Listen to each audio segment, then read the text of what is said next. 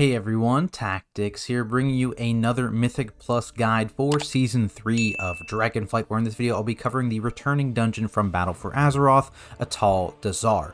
In this video, I'll be covering everything you need to know about the dungeon, including spells to interrupt, boss mechanics, and much more. Be sure to check out my Season 3 Google Sheet in the description as well if you want to see what types of abilities are in every single dungeon, not just this one. I will, of course, also be providing a simple, kind of pug-friendly route to get you started when Season 3 finally opens up on November 14th, with the MDT link down in the description as well. Guides like this one will be available for every single dungeon in Season 3 over on my channel. If you haven't heard yet, I'm also going to be making written guides over on the Method website if that's more your speed. On top of that, I'll be putting out walkthroughs for plus 20 keys in the first couple weeks of the season to help you grab your portals or obtain Keystone Hero. So if that sounds like content you want to see, make sure you subscribe to the channel and click on that notification bell. With all that said, let's get into the dungeon itself, where the trash here is kind of segmented into different wings based on their respective bosses. So we're going to start here on the left side with Priestess Alun'za's wing. Right off the bat, you've got Honor Guard mobs, and these guys have a notorious ability at this point, Fervent Strike. This is just going to be a tank-targeted physical hit. The hit itself isn't too terribly scary, as a tank player seems a bit toned down from BFA, but you still just want to be aware if you have multiple of these mobs in a single pack. A pretty dangerous mob is the Juggernauts. They've got an enrage effect in Fanatic's Rage. You can soothe this off, or you can interrupt it, though it is a pretty quick cast. But their real dangerous ability is Merciless Assault. This is going to charge at a random target and deals a pretty big 8-yard splash around them. You can stop the mob like midair with like an Ursul's or like a freezing trap on the ground between them and the target, that kind of thing. But it's pulling a lot of these guys without making use of like the pillars you can stand on to dodge their charges completely, which is going to be quite dangerous. So probably dangerous in pug groups a lot of the time. Confessors in this area have a heal in Mending Word, which you just want to either stop with a CC or interrupt. And they also have an extremely high priority kick in Bonsomni's Mantle, as this spawns a big bubble that makes everything inside of it immune to like CC and interrupt. So very, very bad if that goes off, especially if there are augurs also in the group. And these guys are just kind of the casters of the area. They have a spam cast in Wildfire, just a random target hit that has a magic dot that you can dispel if you miss a kick. And they have Fiery Enchant, which basically buffs up the nearby Juggernaut's auto attacks. On every auto attack, it deals like an 8-yard splash damage and spawns swirlies as well. So pretty dangerous for melee. So really want to make sure that you are interrupting this Fiery Enchant channel, or you're using a CC to stop it entirely. The big lieutenant mobs in this area are the Colossus. They have a passive called Soul Forged Construct, which basically they get a stacking 10% damage buff if any troll dies near them. So if you're ever pulling these guys, you really want to make sure you are focusing them down so that that buff doesn't get too out of control, especially because they have a random target hit in Soulburn. This just channels a bunch of damage into a random player, and because these are lieutenant mobs, so they're not CCable, you have no way to stop this. So you just kind of have to defensive, particularly if they have a lot of those Soul Forged Construct stacks. Towards the boss herself, you're also going to find a Gilded Priestess mob. There's a couple of them here, and they kind of mimic the boss's mechanics. So they'll use the transfusion cast on a player, and basically once this goes off, it's just kind of a shadow channel that'll heal the mob. However, if you step in any of the tainted blood puddles these mobs spawn, it'll instead deal damage to that mob. They'll also note that the tainted blood gives you a dot as well, but it's definitely worthwhile and something you will want to take advantage of on the boss fight itself. Speaking of, let's get into it. Basically, when you engage Priestess Alun'za, there's going to be these orbs of gold kind of floating all around the room. Just make sure you avoid those as they give you a pretty nasty debuff, and they do hurt quite a bit. Tanks, you will want to kind of move the boss onto the altar in the center of the room here, because there's going to be a Spirit of Gold ad that will spawn from this altar, and basically it's going to try and eat up some of those tainted blood puddles we just talked about, as the boss is going to be consistently spawning those in this phase, and you want them for later. So you want to make sure you use CCs and you kill this ad as quickly as possible. You can stun it, you can knock it back, all those good things. Just make sure it dies before it reaches any of the tainted blood puddles. Just like the trash mobs, eventually the boss will cast that transfusion ability, and when this happens, all 5 players of your party want to run away and touch one of the puddles in the room to get that dot on themselves, and this will cause the boss to deal a ton of damage to herself. If a player doesn't pick up a puddle, instead she's going to get healing from that player, though this can be outweighed if most of your players do get that dot, but ideally, again, all 5 players touch a puddle, and that'll deal a ton of damage to the boss. Outside of this, healers, make sure you are dispelling the player that gets the molten gold magic dot. This lasts for 30 seconds, ticks quite hard, just get rid of it ASAP. Tanks, be aware of when the boss is buffed with Gilded Claws. You're just going to be taking a bunch more damage when this happens. Otherwise, just rinse and repeat. Moving into the center of the dungeon, there's a bunch of beast mobs. Toxic Saurids are a mob that a lot of people are going to remember from back in BFA. Tanks, if you're pulling a lot of these, just be aware of the poison claws. They deal some extra nature damage. Not too scary for the most part. You're really more scared of the leaping thrash ability. Basically, these guys will just jump at random players and deal a 3-yard splash. So if you are stacked up, when you pull like a pack of 8 of these or 2 packs of 8 of these mobs, and they jump onto the same couple players, instant death. So you want to make sure when you're walking into these packs, you're a little spread out. Use things like AoE stuns, use things like Ursuls, that kind of thing, to lock them down for a few seconds and just try and kill them ASAP. Snapping is a bit broken now in this dungeon, unfortunately, so a lot of those snapping strats don't really work anymore, so you're just going to have to fight these the good old-fashioned way. Oftentimes, these are joined with Feasting Sky Screamers, and these guys have just a single ability to worry about, and that is Terrifying Screech. This will fear you, so just make sure you either interrupt it or you stop it entirely with a CC. There's a mini boss that kind of patrols around the center here with their 2 companions that you're going to basically avoid in most routes, is my guess. My route does avoid them entirely, but let's talk about what they do. So the mini boss itself, Dinomancer, Kisho has a tank hit and quick shot, not too dangerous. A random shot in Deadeye aim. This is dangerous if it overlaps with one of the other abilities we're talking about, so be aware if you have 2 things, you want to pop a defensive. And then they have the interrupt in Dino Might. This will basically do a 10-second heal on one of the companions we're about to talk about, and it is a magic buff, so you can purge it off if you ever miss this interrupt. Speaking of the companion, so the first one is Monzumi. They just do a Wild Thrash AoE around themselves. It's 8 yards around the actual Triceratops, so melee. You're just going to step back from that mob when it happens. And the other one is Talonja, and they will Frenzy Charge on a random player. Basically, just have that player kind of stand still, and everyone else move away from them. It's a line charge attack, and anyone hit gets some physical damage and is stunned. So you don't want to get hit by that unless you're the targeted player there. And again, if you're the targeted player and Deadeye aim is coming out, pop a defensive, because that's like the big wombo combo there. Patrolling around beneath all those beasts in the center of ATAL'DAZAR, you will find the Rezan boss fight. For tanks, you want to immediately make sure that you're always holding this boss near a place you can LOS. So a common place is the stairs. There's also kind of outcroppings in the wall you can tank him on, and that's because whenever he casts Terrifying Visage, you will need to LOS or you will be feared. Obviously, things like fear immunities, tremor totems can help here, but usually LOSing is just the easiest thing. You want to be aware of the bone piles on the ground in this area. If any players or even the boss runs over them, it'll spawn a reanimated raptor. These aren't super scary, but just tanks, be aware, you will need to pick these up if any of them spawn. Also for tanks, Serrated Teeth is actually a very, very nasty tank debuff, both in the hit and then the kind of damage intake increase it causes. So make sure you are defensiving every single cast of this. If you don't have a defensive, get an external or something, because this can be very, very scary. Other than that, just one random player will be targeted with Pursuit, and the boss will just fixate them for a little bit, and you just need to run away. Otherwise, the boss will use Devour on you, which is pretty lethal unless you have like some sort of immunity or you're like a tank using a major defensive. But again, usually you want to save your defensives for Serrated Teeth, so you can usually just kite the boss along the wall. But again, keeping in mind, usually Terrifying Visage comes shortly after the Pursuit ends, so make sure you have a plan for LOSing. Moving into the Undead half of the dungeon on the right side, we've got a bunch of new mobs here. Shield Bearers of Zul. They just have a tank hit in Shield Bash. This is pretty minor. Again, just keep in mind if there's multiple of these in the actual pack. They also have a 1-second interrupt on the Shield Bash. I'm not sure if this is relevant for any tanks anymore, but potentially something to keep in mind. More importantly though, they have a bulwark of juju they cast, basically a circle around themselves that they're channeling that makes everything inside take 90% reduced damage. So you want to make sure whenever this goes out, you use a CC to stop that channel.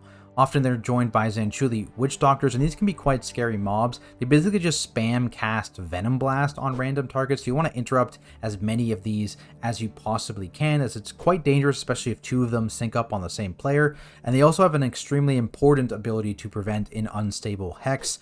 This can be interrupted, this can be stopped with a CC, and if this ever does go out, it's a Curse Dispel. Just keep in mind though, when it does actually end, it does an 8-yard explosion and applies the Hex to anyone inside that 8 yards. So if one of these goes off, make sure the player that gets debuffed does run out of the group before they're dispelled or before it actually expires. There are a few stealth mobs in this area as well called Shadowblade Stalkers. If you don't break them out before they engage with you, someone's going to get waylaying jabbed, and this is just a big physical hit with a stun for 3 seconds. So usually it's going to be on the tank, and it can be scary, especially if you're grouping up a pack at the time, so be aware of that.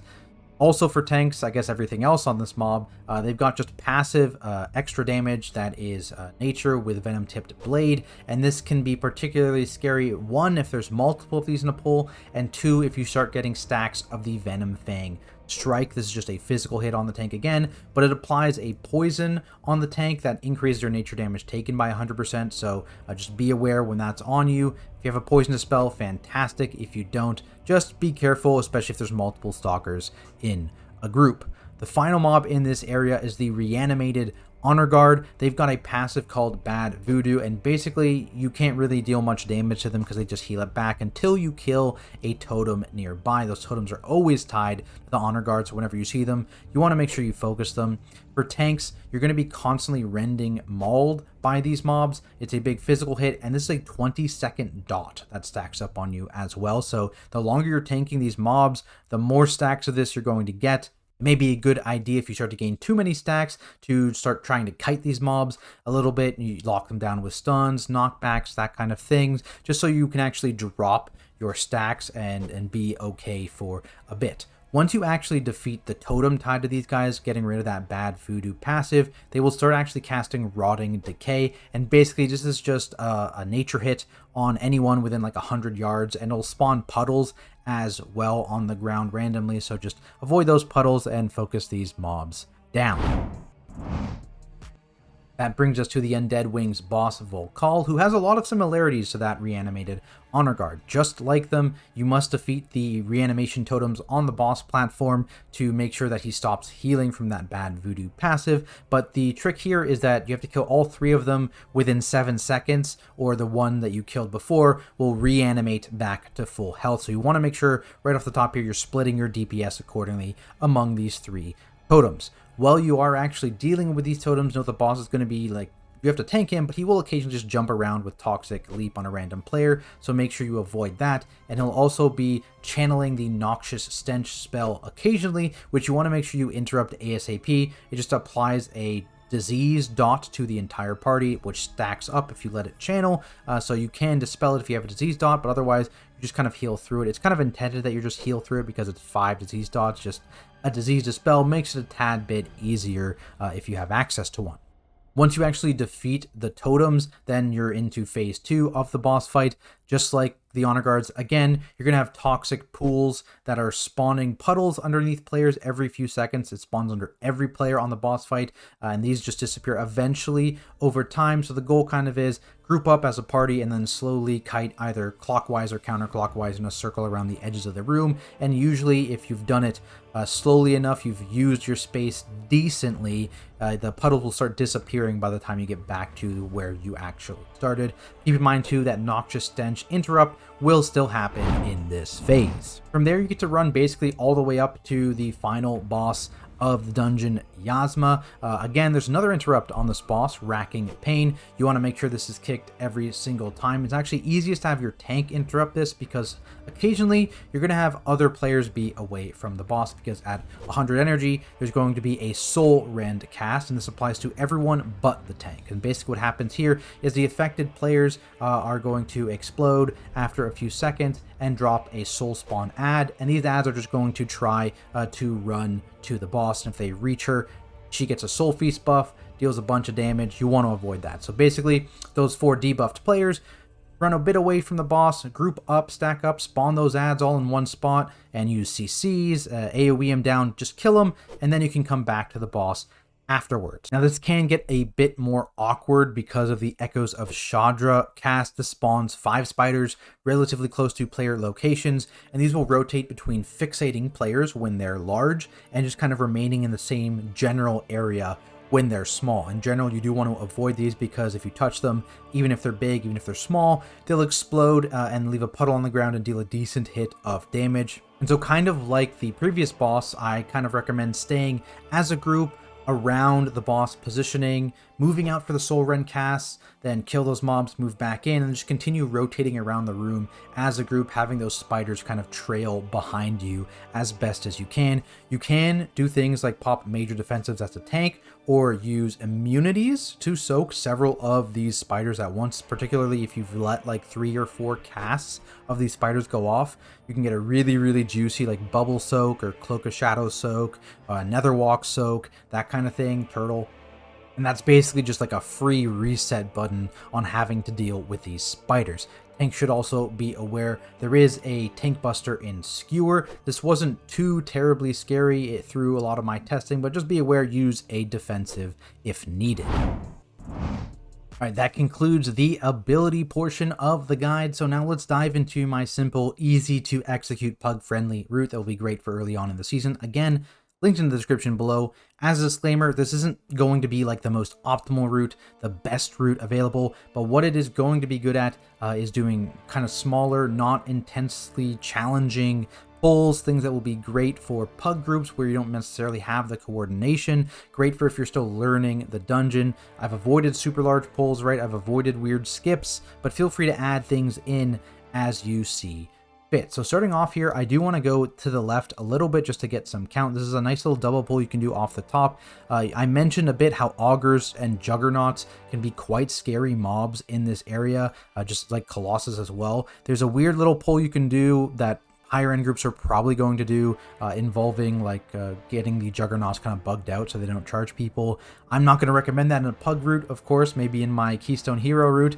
but in general, this trash is just very dangerous for uncoordinated groups, and so I'm going to recommend just doing one pull here and then jumping off the side, and this is kind of calculated so that if you kill this in like a regular amount of time, usually Rezan will be in this kind of quadrant of the map. And so you can immediately jump down. There's going to be 2 Sky Screamers here. A single person can solo both of these if you have an interrupt and a stop available. So it's not too dangerous, I think, in a pug group even to get both of these stops or make sure they don't get a fear off. And then you can just grab Rezan as he's padding into you. Stairs here, there's a couple walls you can use here for LOSing. That kind of thing works. And then once you kill Rezan, you just run back up, hug right here, but maybe tanks be aware if this does get butt pulled. And then you can start moving up towards the Undead area.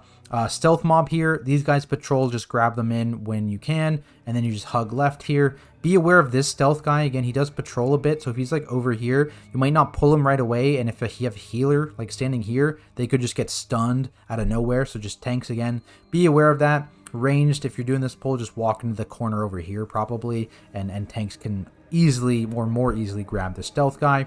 Same deal here, you have 2 stealth guys that kind of patrol up and down this platform, or these stairs rather. I would like to like send the tank down these stairs, just jump over the edge here and find these mobs and then pull them into the pack, just so you don't accidentally get stunned in the middle of a big pull. And you got boss here, can start moving down through the center of the arena here. For these sword pulls here, pulling 2 sword packs can be a little scary, especially if you aren't pre-spread moving into them. So what I recommend is just like AoEing these small swords down. They have way less HP. And as soon as these swords are dead, just drag this Sky Screamer into the next sword pack. So you never are pulling 2 packs of swords at once. You're killing the first set of swords and then moving into the second one. Feel free to do this one a little slower if you don't want to do 3 Sky Screamers at the same time, as an example. But again, they're actually pretty easy to deal with because they can be stopped or interrupted. So it just kind of depends how much you trust like one other person in your group to help, right? You're moving up here towards Priestess now. Beware the Fire Stare Gauntlet. And then we've got a couple pulls in this area. I've separated these guys because there's another Juggernaut in this pull and Augur, and there's already one of those each, I believe, in this pull here. Yeah, Augur and Juggernaut. So just separating the Juggernauts and Augurs. You can pull these two Priestess together with them because they're not too scary. Then you've got the boss herself, and then you're running back here up this way towards Yazma, which is clicked. There we go. These guys, by the way, the mini boss kind of patrols back and forth here, so you just need to run around the side here when it's on a good patrol. But that wraps up this guide video, guys. Hopefully you found it useful, and if you did, be sure to leave a like and subscribe to the channel for more content like it, including similar guide videos for all 8 of the Season 3 dungeons, as well as plus 20 walkthroughs and even raid boss guides, so make sure you look out for those. If you have any questions about this dungeon, feel free to drop those down in the comments below, or stop by my Twitch channel at Tactics, and I'll be happy to help. Plus, I'll be streaming all of my keys, all of my raid progression over there as well. As always, I have to give a massive thank you to my Patreon supporters. It really does mean a lot. Otherwise, thanks everyone so much for watching, and I'll see you all in the next video.